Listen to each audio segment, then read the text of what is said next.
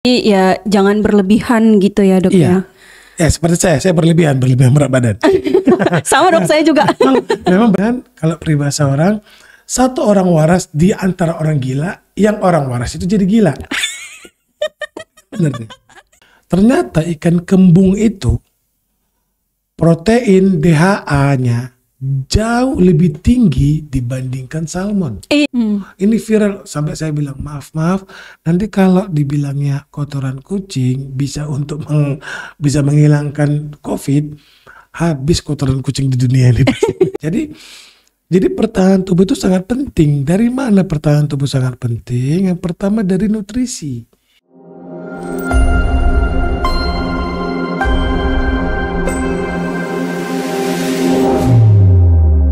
Aspire to inspire. Assalamualaikum warahmatullahi wabarakatuh. Welcome back to podcast Al-Azhar Asy-Syarif Sumatera Utara, Aspire to inspire. Sobat Al-Azhar, hari ini balik lagi bersama Rida. Kita akan ngobrol-ngobrol asik dan seru. Tapi topik kali ini insya Allah dan pasti bermanfaat buat kita semua. Agak ngos-ngosan ya saya. Naik tangga, ini kebetulan studio di lantai 3 jadi agak. Nah, karena ngos-ngosan, tepat sekali kita akan membahas tentang gaya hidup dan telah hadir bersama kita Dokter. Saya Dokter Badai Buan Nasution, dokter spesialis anak. Dokter spesialis anak. Dokter, biasa praktek di?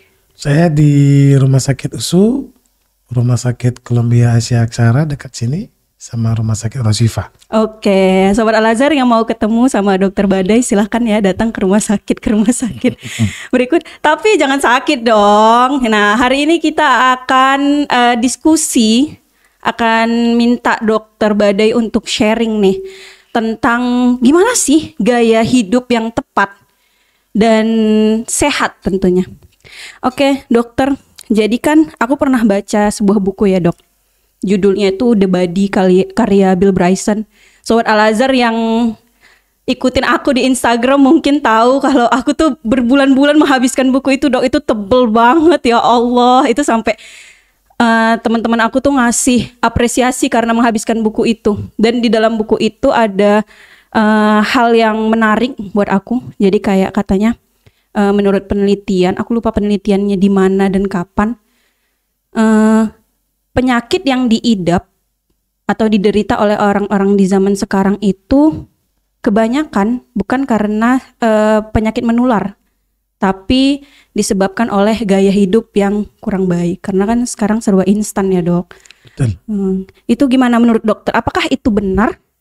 Oke. Nah, sekarang zaman medsos, zaman viral. Sehingga dan zaman konten kalau saya bilang. Beda zaman viral sama beda dengan konten menurut saya. Kalau viral heboh, dia dicobanya selesai.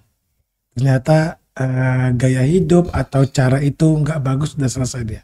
Kalau konten, dipaksanya dia senang untuk mengisi konten.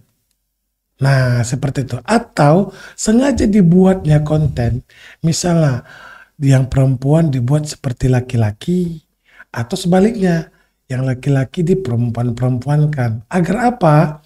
Makin viral kontennya, maka like dan followersnya makin banyak. Iya betul. Nah seperti itu kebanyakan. Iya. Atau kita lihat perilaku-perilaku yang nggak sesuai. Mukbang kalau kita lihat.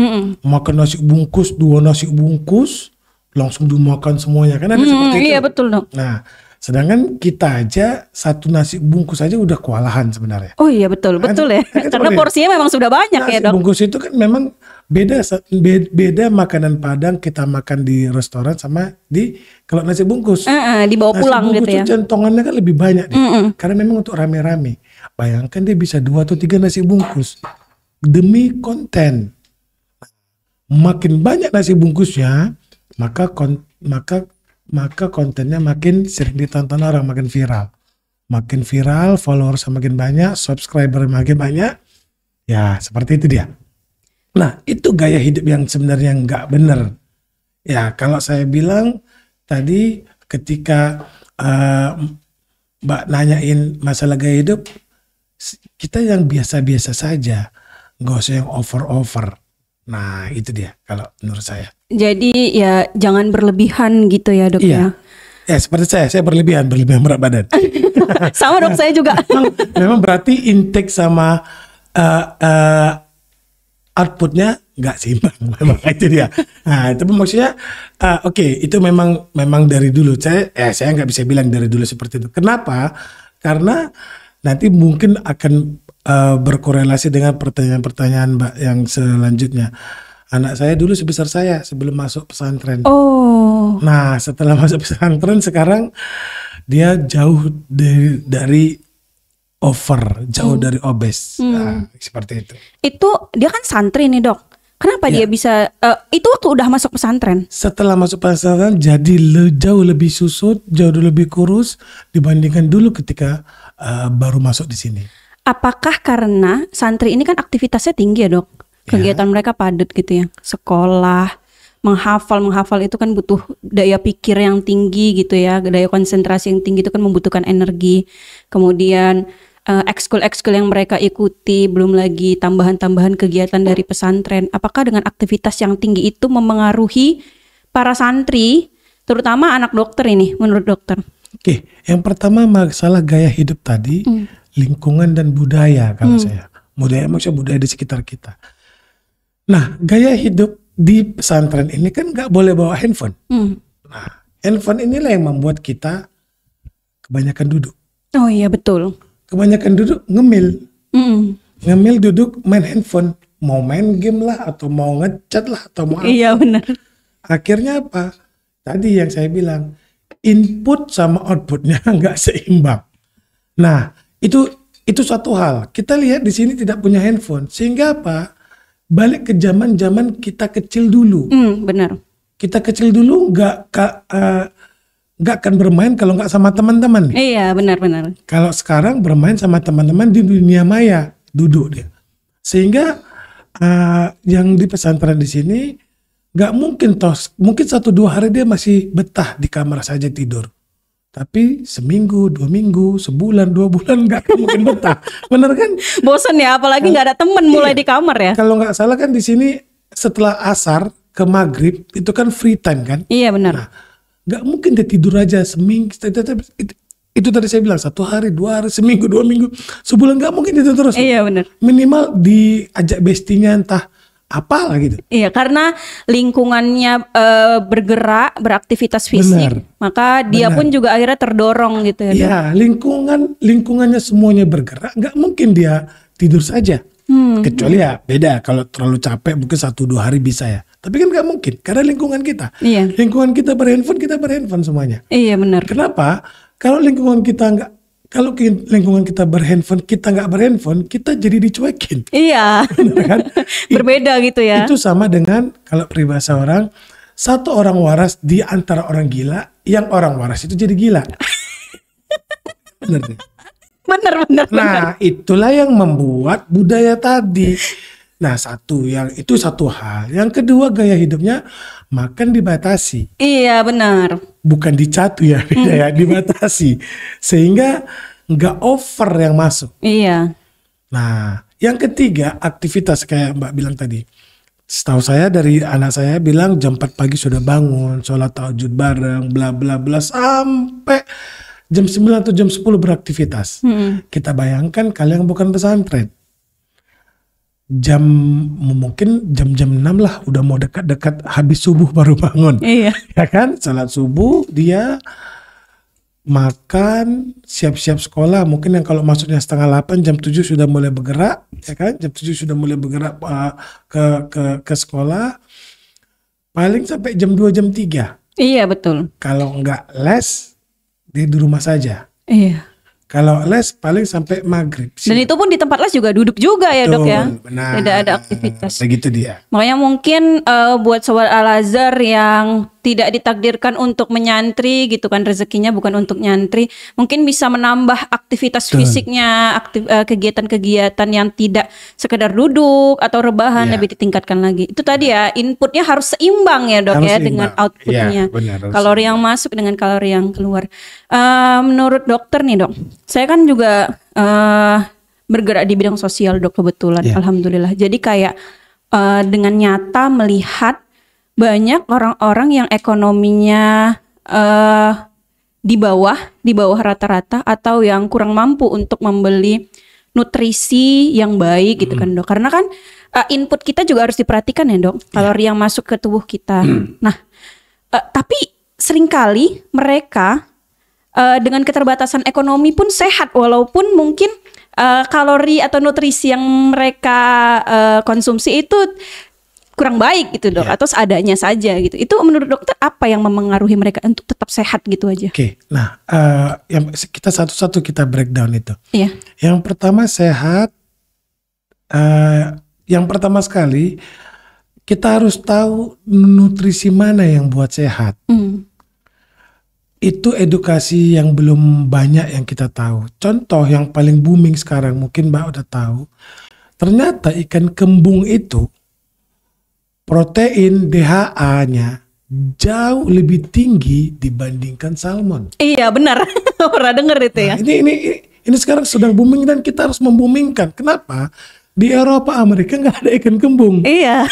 Makanya mereka menggaungkan salmon. Iya. Kita lihat berapa harga ikan kembung, berapa ya harga ikan salmon. Jauh berbeda ya. Sekarung ikan kembung sama dengan 1 ekor atau 1 kilo ikan salmon. Ya kan seperti itu dia. Iya betul. Nah ternyata khasiat nutrisi ikan kembung itu jauh lebih tinggi daripada ikan salmon. Kenapa tidak dipublikasikan? Well, kita orang Indonesia paling malas mempublikasikan. Paling malas meneliti. Nah ikan kembung kalau saya bisa pastikan di pelosok negeri manapun di Indonesia ini pasti ada ikan kembung. Iya benar ya. Sangat kalau mau dibilang viral harusnya ikan kembung lebih viral daripada ikan salmon. Harusnya salmon, tuna, apalagi yang mahal-mahal lagi yang ikan biasanya ada di sushi ya. Iya, salmon, ikan kembung itu sangat murah gitu.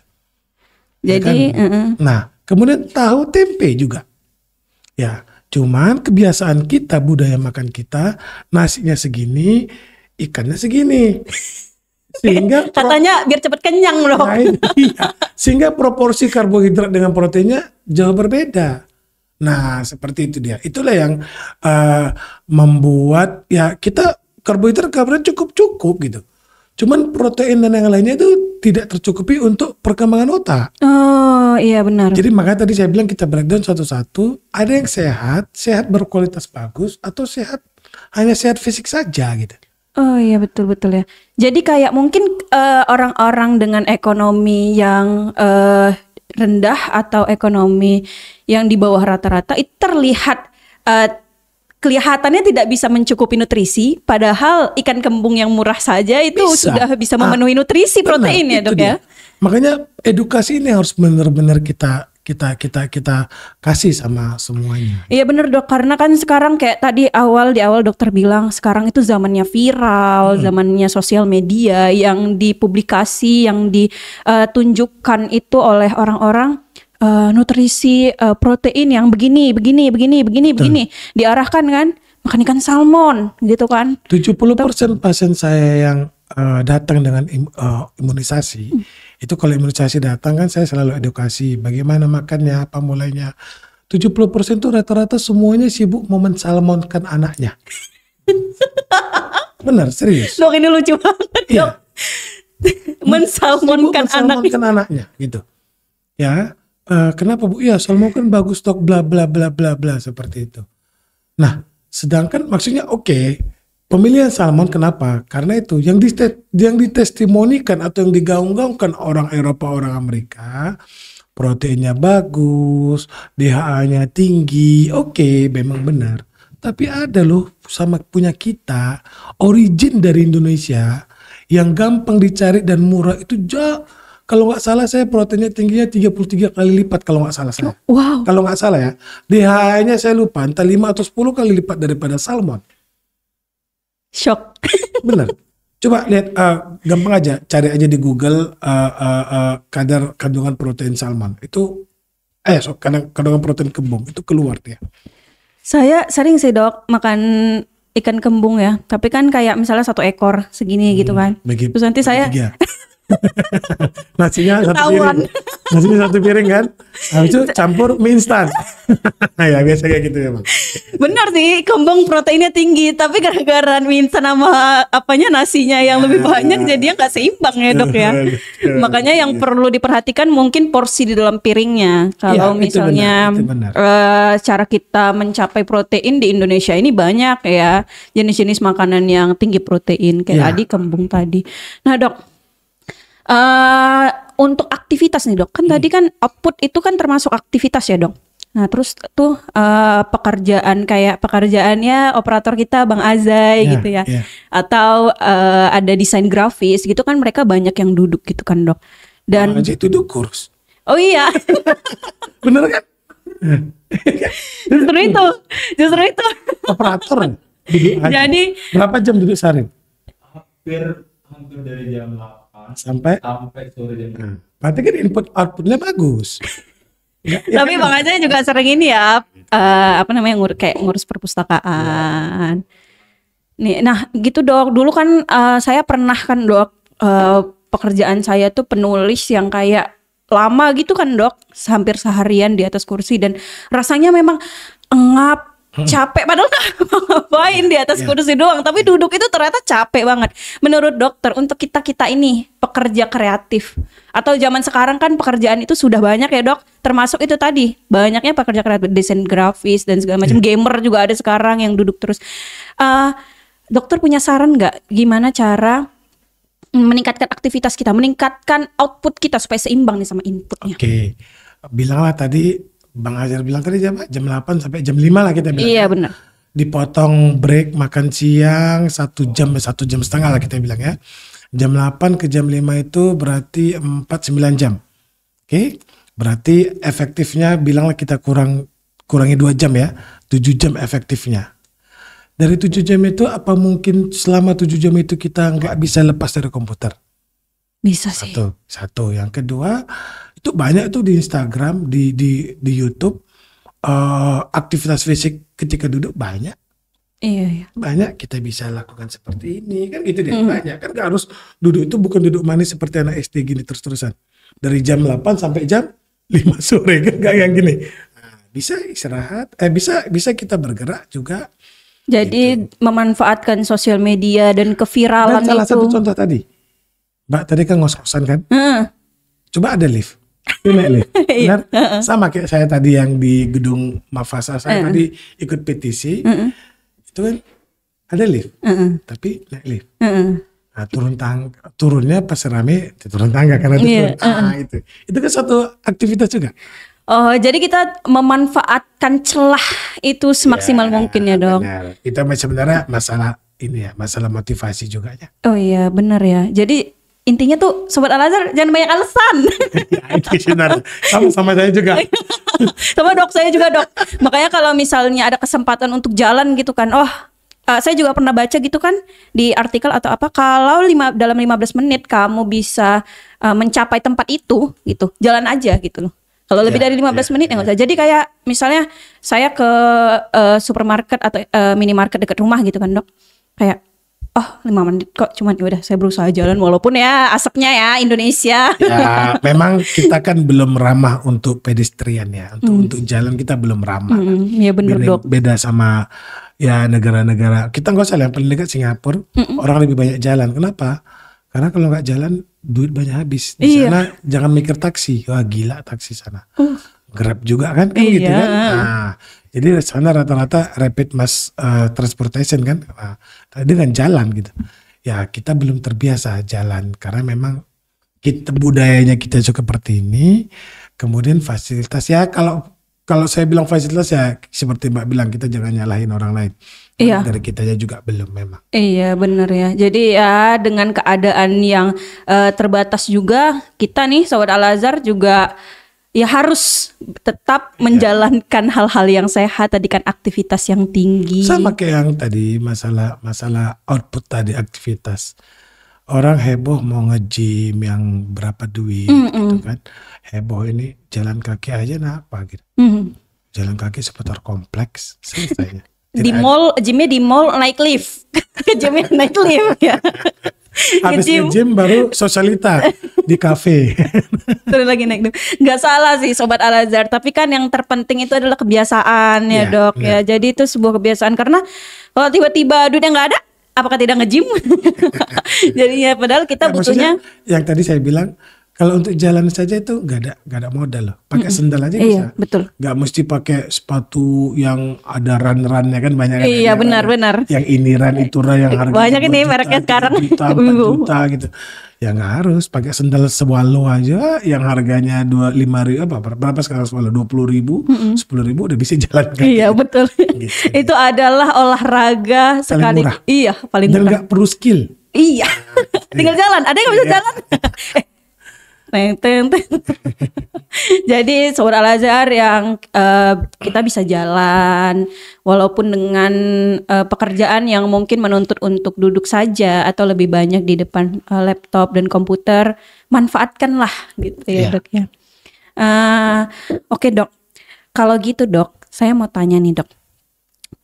Untuk anak-anak muda ya dok, yang terbiasa untuk apa ya? Saya ini kan dok suka nonton yang viral-viral nih dok, ya kan? Saya lebih banyak kemakan sama apa ya? Hal-hal yang suka tersebar di TikTok, terutama 10.000 langkah jalan. Katanya itu malah harus 10.000 langkah.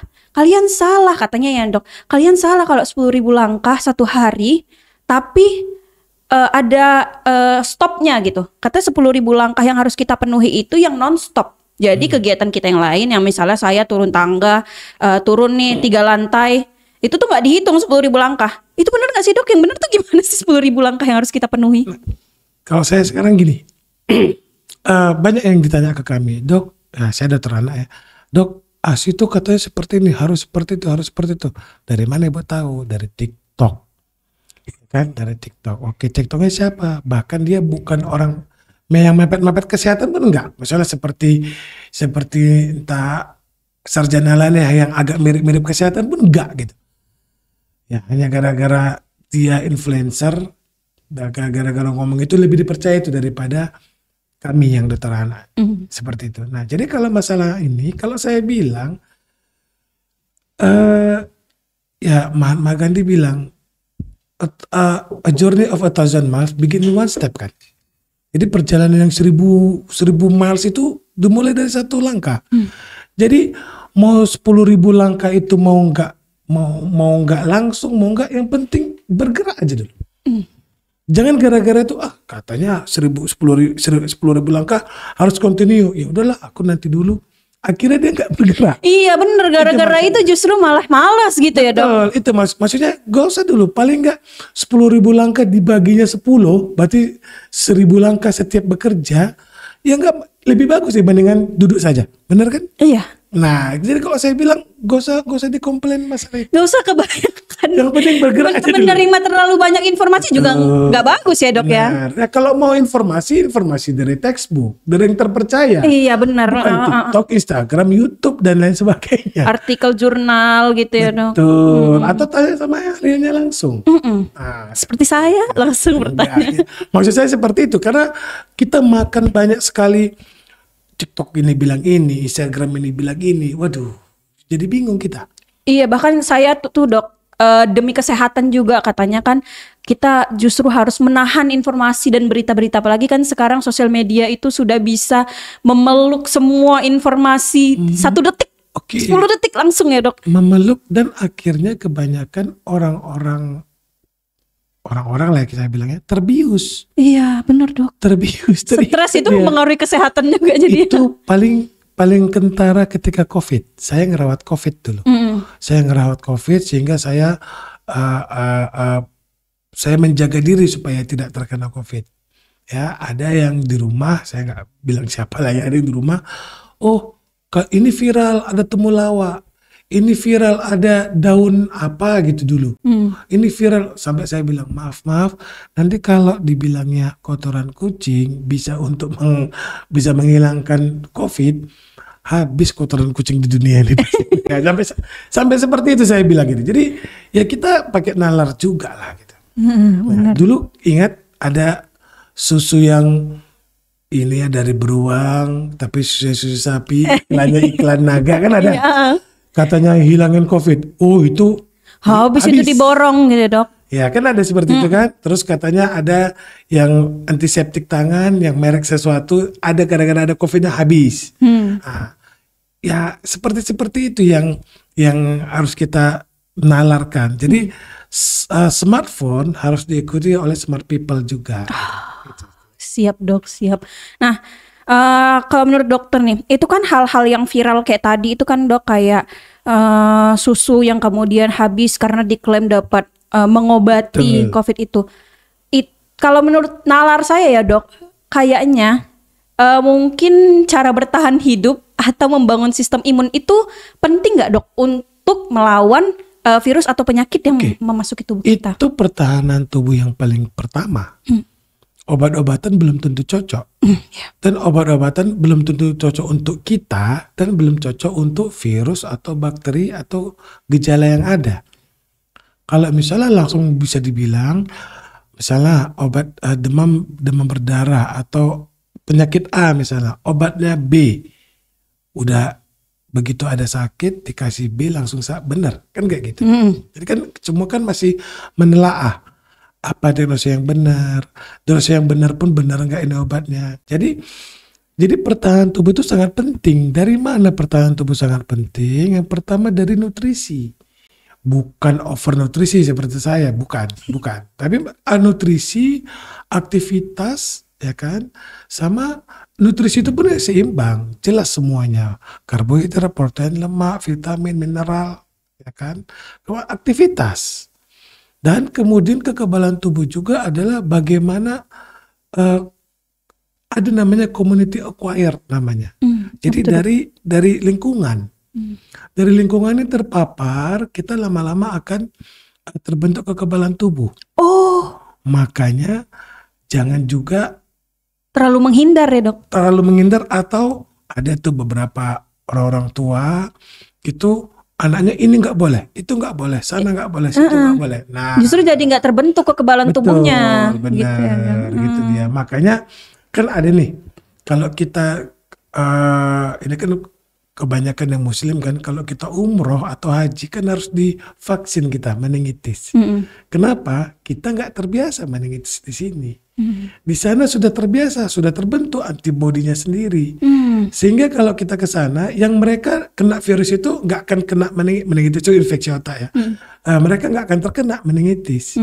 Tapi ketika kita sana, cuma sedikit aja terinfeksi sama mereka, kita bisa kena meningitis. Nah, membal gitu ke kita ya dok? Betul, itu salah satu contohnya. Dan itu juga mungkin pendengar yang tahu kenapa COVID hilang. Karena sudah terbentuk kekebalan tubuh lingkungan. Gitu. Wow, fakta yang sangat unik. Jadi bukan berarti virusnya yang serta-merta hilang, tapi orang-orang yang semakin virus kuat. Tetap ada. Iya. Tapi sudah terbentuk. Virus itu nggak bisa mati ya dok ya? Ya enggak lah, ya mati. Cuman masih ada beredar dia. Nah, kenapa nggak ada lagi yang sakit? Karena semua orang sudah kebal. Karena semua orang sudah kebal, sudah terpapar, sudah kenal. Jadi kekebalan tubuh itu gimana kita kenal. Iya. Nah, kenapa saya percaya sama kalian dua? Kita ini baru ini jumpa kan? Iya. Kenapa? Karena saya didatangkan sama Ustadz Alpin tadi. Ini loh, trust saya, tingkat kepercayaan sudah tinggi sama Ustadz Alpin. Jadi maaf, mau entah siapapun dikasih sama saya percaya ini orangnya baik dan benar. Nah, itulah mekanisme kekebalan tubuh. Oh iya. Coba Ustadz Alpin tuh Ustadz yang saya nggak kenal, nggak akan mau saya diajak podcast di sini. Benar kan? Benar. Nah, itulah juga kenapa udah nggak bergejala lagi se-Indonesia dan bahkan di dunia, karena semua sudah terpapar, sudah membentuk kekebalan tubuhnya, udah 3 tahun lebih kan, 2020. 4 tahun, Udah hampir 4 tahun. Hampir 4 tahun. Udah terbentuk, udah saling mengenal semuanya. Oh ini si Covid. si SARS-CoV-2-nya ini. Oh, Oke, iya. nggak masalah. Udah ini akan kukasih. Nah, seperti itu dia. Sudah ada alat perang khususnya ya dokter. Betul. Makanya yang terlalu dibatasi juga mengonsumsi apa, atau melakukan aktivitas apa. Karena kan ada yang takut anaknya jangan main kotor, jangan main di luar. Nanti malah kena sakit gitu Rata-rata ya. anak saya 3 tahun sudah saya ajak mandi hujan. Nah, gitu. Itu fungsinya salah satunya untuk membentuk kekebalan Iya, itu tubuh. untuk kekebalan tubuh gitu. Nah, gitu. Cuman enggak lah hujan yang rintik-rintik, hujan yang bener-bener. itu kayaknya nasihat dari orang tua sejak zaman dahulu kala. Saya juga heran tuh dok, kenapa ya? Misalnya gini kan, mak boleh mandi hujan nggak? Lihat dulu, deres nggak? Kalau deres boleh gitu. Iya, Kalau rintik-rintik nggak boleh. Itu kenapa dok? Kalau menurut saya mungkin karena hujan rintik kan dinginnya sedikit nih. Sehingga ada perbedaan panas. Badan kita kan panas nih. Hanya sedikit saja jadi makanya nggak terlalu dia. Kalau hujan Biar deras kan suhunya memang sekalian gitu benar-benar ya. dingin kan. Seperti itu dia. Begitu. Jadi menurut dokter, kita sebelum bukan sebelum sakit ya, penting tidak sih untuk dari sekarang ini, apalagi anak muda ya dok. Saya usia 22 tahun. Dan saya menerima banyak sekali nasihat dari orang-orang di sekitar saya yang sudah melewati usia 20-an. Mereka bilang jaga kesehatan katanya. Penyesalan terbesar adalah gaya hidup yang tidak sehat katanya.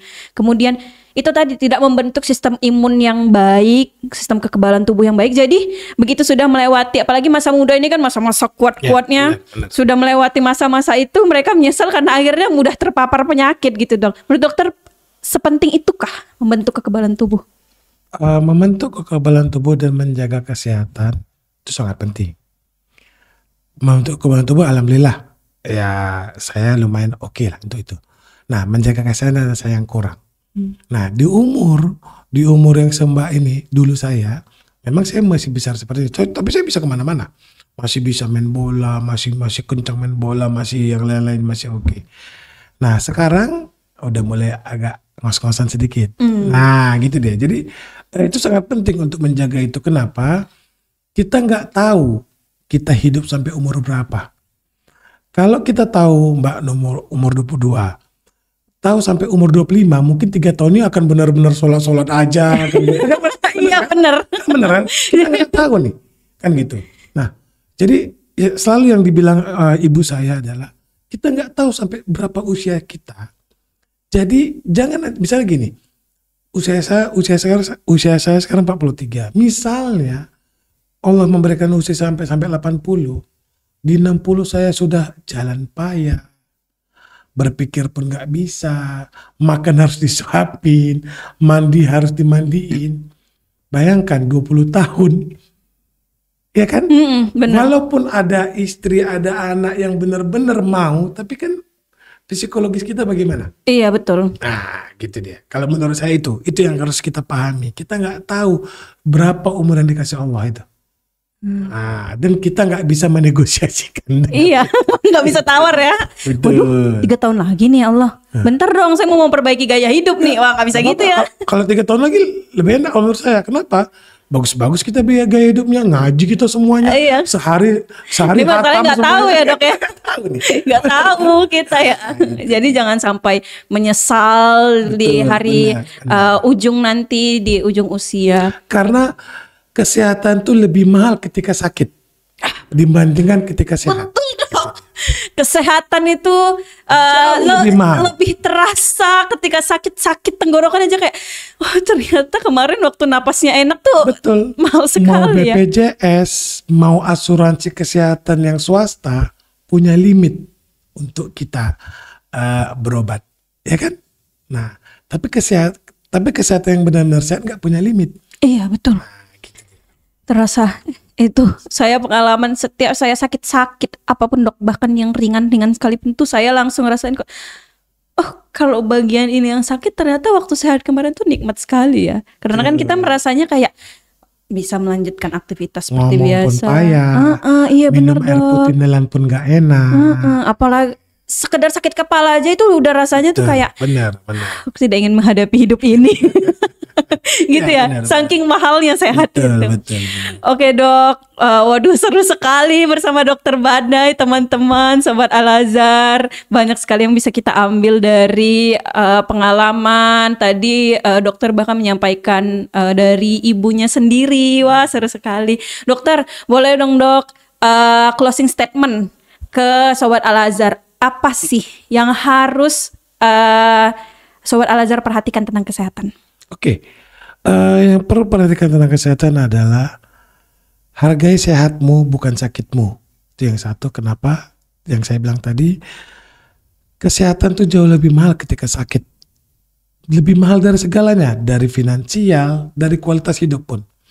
Yang kedua, medsos, smartphone itu harus dibarengi dengan smart people atau smart thing kita gitu. Jangan handphone aja yang pintar, kitanya nggak pintar. Ya, kenapa? Handphone itu kita seperti menggenggam dunia di sini. Ya, semuanya kita bisa tahu. Nggak perlu handphone mahal, handphone murah pun bisa. Tapi kita harus secara dewasa menampung semua informasi agar apa? Agar gaya hidup kita sesuai dengan yang kita inginkan dan sesuai dengan yang Allah tunjukkan dan Quran yang paparkan sama kita. Bukan oleh karena influencer atau subscriber yang tinggi baru kita percaya. Seperti itu. Itu ya Sobat Al-Azhar. Terima kasih kepada Dokter Badai yang sudah mengisi podcast kita dengan sangat seru. Ternyata kesehatan seseru itu dan menjaga kesehatan juga harus lebih seru dari ini. Terima kasih dokter. Terima kasih. Selamat bertemu kembali Sobat Al-Azhar. Wassalamualaikum warahmatullahi wabarakatuh. Waalaikumsalam.